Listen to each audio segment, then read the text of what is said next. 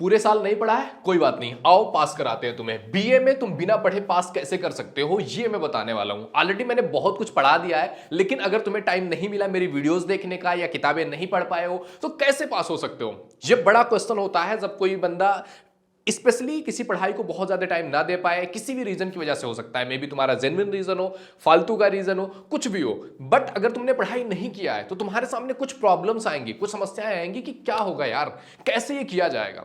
तो आज की वीडियो में इसी बारे में डिस्कस करने वाले हैं। पहली बार आए हो एक बार विजिट करके देखना, कुछ पढ़ भी लोगे तो ज्यादा बेटर रहेगा यार, कुछ पढ़ लोगे कुछ समझ आ जाएगी। और वीडियोस देखना, आज तुम 50 वीडियोस देखते ही होंगे अपने फोन पे, तो कुछ मेरी वीडियोस भी देख लोगे तो थोड़ा हेल्प हो जाएगा।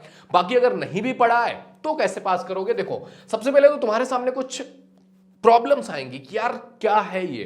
सबसे पहला आ सकता है कि यार कल ही मेरा एग्जाम है, एक हफ्ते में एग्जाम है, पढ़ाई मेरे से कुछ हुई नहीं है, अब मैं क्या करूं, ये क्वेश्चन आपके दिमाग में आ सकता है। दूसरा यार कि क्वेश्चंस को मैं रट तो रहा हूं, मैं आ गया हूं, मैं कहीं बाहर था, कुछ और चीज की प्रिपरेशन कर रहा था, लेकिन अब बीए का एग्जाम आ गया है, मैं आ गया हूं अपने घर पे या अपने कॉलेज में, अब यार मैं याद कर रहा हूं, रट रहा हूं, क्वेश्चंस के उत्तर ही ठीक से याद नहीं हो रहे हैं। ये हो सकता है कि यार साल भर कुछ भी पढ़ाई नहीं किया है, क्योंकि हम कुछ और कर रहे थे या कुछ नहीं भी कर रहे थे, हमने पढ़ाई नहीं किया है, ना वीडियोस देखे हैं, लिखने का तरीका ही नहीं पता है कि यार क्वेश्चंस कैसे लिखेंगे। 10th में अलग तरीके से क्वेश्चंस लिखते हैं, अब मैं आ गया हूं ग्रेजुएशन कर रहा हूं, कैसे लिखूं कि एक अच्छा लिखने का तरीका आ जाए। तो ये सारे प्रॉब्लम्स तुम्हारे हो सकते हैं। अब इन प्रॉब्लम्स को हम सॉल्व कैसे करेंगे, देखो सबसे पहले ये समझना पड़ेगा कि आपको रिक्वायरमेंट क्या है। अगर आप ग्रेजुएशन कर रहे हो, बीए में आपने जो भी सब्जेक्ट लिया हुआ है, तो एग्जामिनर जो ग्रेजुएशन का होता है वो किस तरीके से चेक करता है कॉपी, और उसे एक कॉपी में क्या चाहिए होता है जिससे वो इंप्रेस हो सके और हमें अच्छा नंबर दे सके। तो देखो एग्जामिनर नंबर देता है तो कॉपी में क्या क्या चीजें चेक करता है। सबसे पहली चीज यार चेक करता है कि आपकी लिखावट कैसी है, मतलब तुमने लिखा है, कुछ विजिबल है, कुछ दिख रहा है, या तुम ऐसे ही लिखते चले जा रहे हो, कुछ भी लिख रहे हो। तो लिखावट इंपॉर्टेंट होती है, क्योंकि कहीं ना कहीं कोई भी चीज जो बाहर से ओवरव्यू दिखता है ना, हमारा ध्यान हमारा उस चीज को लेकर के देखने का नजरिया बदल देता है। कोई भी चीज की पैकेजिंग अच्छी हो गई है ना, अंदर भले ही खराब चीज हो, बट अगर पैकेजिंग अच्छी दिख रही है हमें तो हमें लगेगा यार इसमें ठीक चीज होगा। तो कहीं ना कहीं लिखावट इंपॉर्टेंट है, जो कि दिखती है सबसे पहली चीज। हेडिंग और पॉइंट्स तुम किस तरह से लिख रहे हो, क्या हेडिंग और पॉइंट्स ऐसे हैं जो कहीं ना कहीं तुम्हें क्वेश्चन में पूछा गया है, और उस क्वेश्चन में जो इंपॉर्टेंट चीज है, जिस टॉपिक के बारे में बात किया गया, क्या वो टॉपिक तुमने कहीं हेडिंग के रूप में लिखा है, कुछ पॉइंट्स के रूप में तुमने लिखा है, वो पॉइंट्स हाईलाइट किए हैं जिन पॉइंट्स की उस क्वेश्चन में जरूरत थी। तो अगर ये चीज किया है तो वो भी इंपॉर्टेंट है, और वो भी खींचता है एग्जामिनर की नजरें आपकी तरफ। आपके लिखने का तरीका कैसा है, तुम लिखते कैसे हो, यानी कि तुम्हारा क्वेश्चन के बाद क्वेश्चन में किस तरह से किन किन पॉइंट्स का ख्याल रखते हुए लिखना है, वो तुमने कैसे लिखा है, ये चीज पर ध्यान जाता है एग्जामिनर का कि यार इस बच्चे ने अगर कुछ भी पढ़ाई की होगी, कुछ भी इसके अंदर समझ होगी, तो ये थोड़ा सा ठीक ठाक तरीके से लिखेगा, कुछ एक स्टेप्स में लिखेगा। कैसे लिखना है वो मैं वीडियो के अंत में बताऊंगा कि यार तुम्हें लिखना कैसे है, बट ये चीजें हैं जो कि एक एग्जामिनर देखता है कि यार बच्चे ने क्या लिखा है। अगला है कि प्रश्नों का उत्तर तुमने कितने पेज में लिखा है, मतलब तुम्हें जितनी नॉलेज होगी तुम उतने ही पेज तो भर पाओगे किसी टॉपिक के बारे में, तो यार कितने पन्नों में लिखा हुआ है, क्योंकि ये भी दिखता है यार हमने अगर 20 नंबर का क्वेश्चन है तो तुमने कम से कम 4-5 पेज में लिखा है या नहीं लिखा है, या जस्ट एक ही पेज में तुमने कंप्लीट कर दिया है, तो कितने पेजों में तुमने क्वेश्चन का आंसर दिया है ये भी देखता है।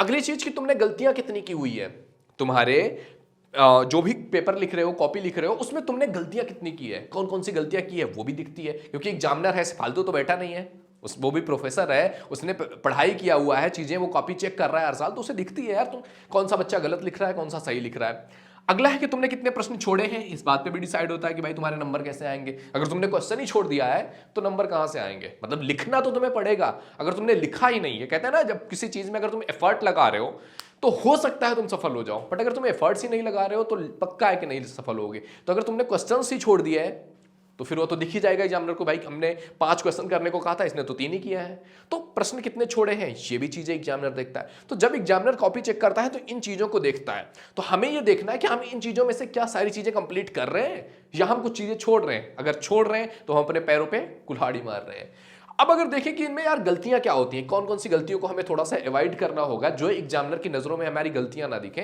हम उन गलतियों को अवॉइड कैसे कर सकते हैं, क्या गलतियां होती हैं। क्योंकि अगर तुम्हें पता ही नहीं क्या गलतियां होती हैं, जैसे कि यार तुम्हें पता ही नहीं, तुम साल भर कहीं और थे, तुम्हें पता ही नहीं है कि उत्तर कैसे लिखना है, कॉपी कैसे भरनी है, तो फिर अब तुम आ जाओगे और तुम गलतियां कर दोगे, और गलतियां एग्जामिनर को दिख गई, फिर नंबर कहां से मिलेगा।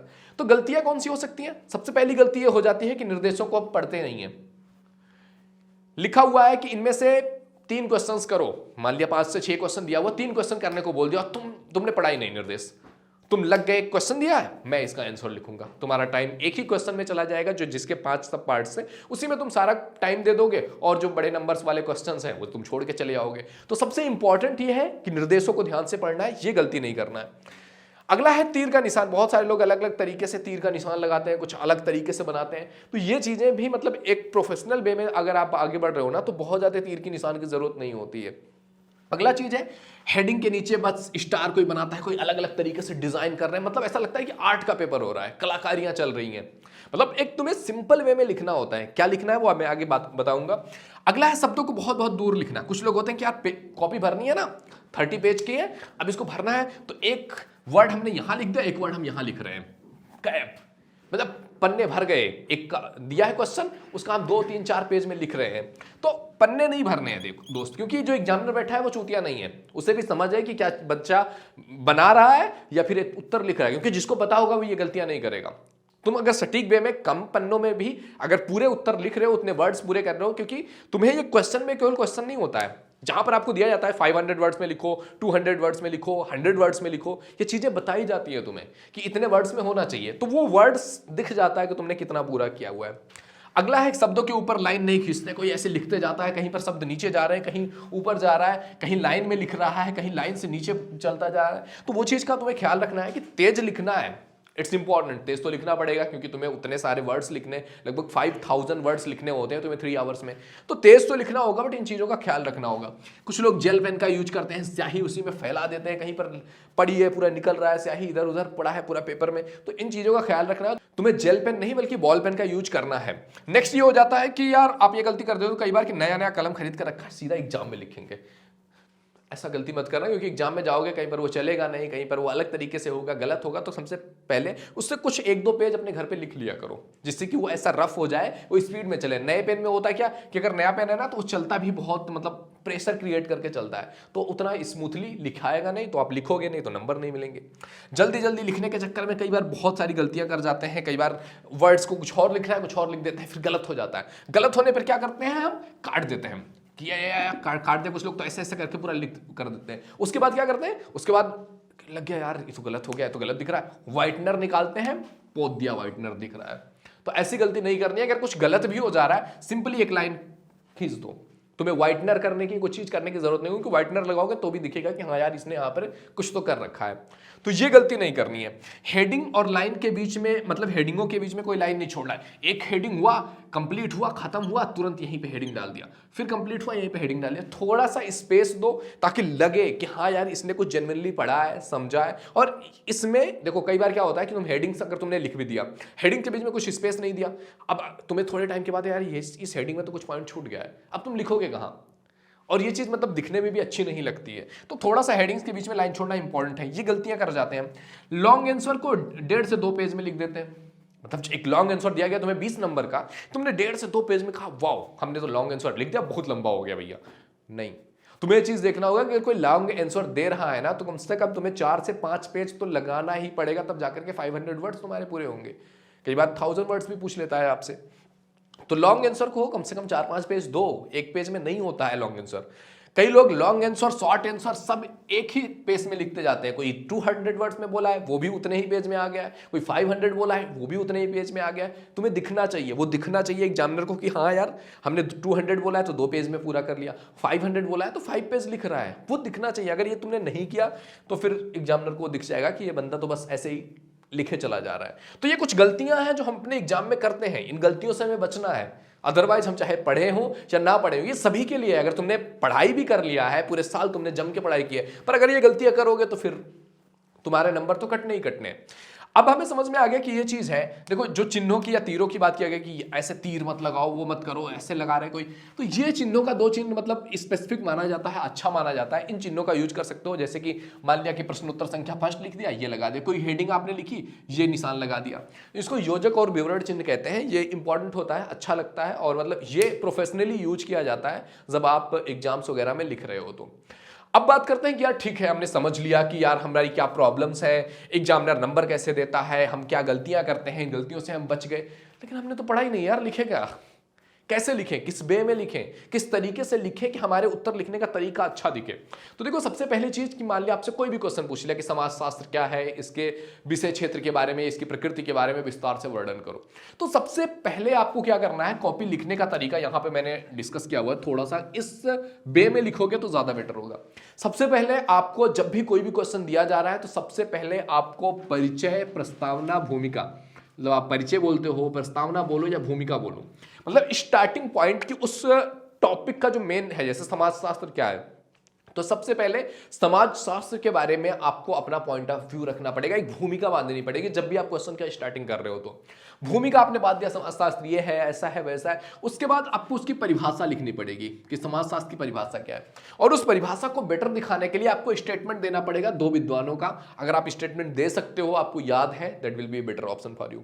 उसके बाद आपको पूरा जो क्वेश्चन है, क्वेश्चन में जो पूछा गया है उससे रिगार्डिंग ओवरव्यू देना है, और उसके बाद जब ओवरव्यू आपने पूरा लिख दिया, मे भी आपने पहले परिचय दे दिया, फिर परिभाषाएं लिख दी, एक पेज में हो गया, फिर आपने जो है ओवरव्यू देना स्टार्ट किया कि ये ऐसे है, ये होता है, ये होता है, मतलब फर्दर अगर तुम्हें नहीं पता है तो कुछ भी बना करके उससे रिलेटेड चीजें लिखो कि समाज क्या है, समाज में क्या होता है, समाज की इंपॉर्टेंस क्या है, मतलब बहुत सारी चीजें होती है तुम्हें लिखने को। उसके बाद आपको कंक्लूजन लिखना होता है कि इस पूरे चीज को अगर मैं समराइज कर रहा हूं तो क्या लिख रहा हूं। अगर इस प्लॉट में आप लिखोगे ना इस तरीके से, तो एक बहुत अच्छा एग्जाम आपका जाने वाला है और अच्छा इंपैक्ट पड़ेगा एग्जामिनर पर।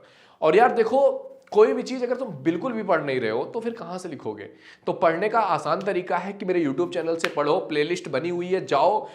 एक प्लेलिस्ट देखने में तुम्हें एक दिन से ज्यादा नहीं लगेगा, जितनी भी मान लिया 20 वीडियो भी है ना, 10-15 मिनट की वीडियो है, 2-3 घंटे में तुम्हारा पूरा प्लेलिस्ट आप देख सकते हो।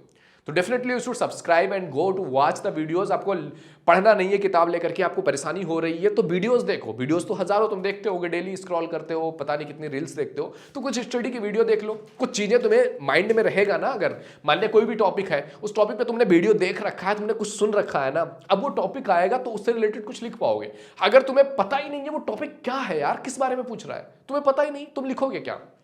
तो सबसे बड़ी चीज ये होती है कि तुम्हें कुछ तो पता होना चाहिए, तो वो प्लॉट आप वीडियोस देख करके भी बना सकते हो। ओके, तो आई होप ये वीडियो तुम्हारे लिए हेल्पफुल होगी। अगर तुमने नहीं पढ़ा है या पढ़ रखा है तो बहुत हेल्प होने वाली है इस वीडियो से। तो मिलते हैं आपसे अगले वीडियो में। पसंद आई हो तो शेयर करो, अपने दोस्तों के पास पहुंचाओ, जिससे कि उनकी भी हेल्प हो सके। मिलते हैं आपसे।